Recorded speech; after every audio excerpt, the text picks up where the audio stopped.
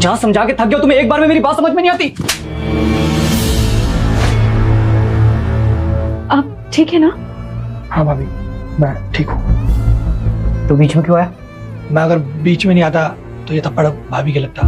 अच्छा क्या किया है भाभी ने? क्या किया है? उसको अच्छे से पता है कि मैं कितने बजे ऑफिस जाता हूँ, फिर भी अभी तक ब्रेकफास्ट नहीं बनाया। अरे मेरे जूते तक पॉलिश नहीं किए। अरे इसकी वजह से रोज ऑफिस में लेट हो जाता हूँ मैं। इतनी छोटी सी बात के लिए आप भाभी को मार रहे हो? इंसान है भाभी, तकलीफ उन्हें भी होती है। सॉरी, मैं तुझे मारना नहीं चाहता था, वो तो तू बीच में आ गया इसलिए लग गई। भैया अगर सॉरी बोलना ही है तो भाभी को बोलो, मुझे नहीं। ऑफिस जा रहा हूँ। सुनिए, खाना खा लीजिए। नहीं मुझे भूख नहीं है। आपने सुबह से कुछ नहीं खाया, अभी तो खा लीजिए कुछ। बोला ना भूख नहीं है, बाद में खा लूंगा। अरे मुझे तो ये समझ में नहीं आ रहा, अरे भाभी भैया का पर्सनल मैटर है, आप क्यों पढ़ रहे हैं बीच में? जब भाभी अपने लिए स्टैंड नहीं ले रही हैं, तो आप और हम क्या कर सकते हैं इसमें? सुबह भी देख लीजिए, भाभी ने एक शब्द नहीं बोला भैया को।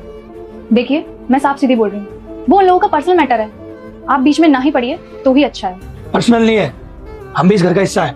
भैया की लाइफ में क्या चल रहा है हमें भी पता होना चाहिए ना, हम भी तो इस घर का हिस्सा है। तुम्हें थप्पड़ मार दूं तुम्हें कैसा फील होगा? सोचो भाभी को भी वैसे लगा होगा। दिमाग खराब हो गया भैया का, कहीं का गुस्सा कहीं निकाल ले। कोई नहीं मिला तो भाभी पे हाथ छोड़ रहे हैं। और तुम जाओ, वैसे भी मेरा मूड बहुत खराब है।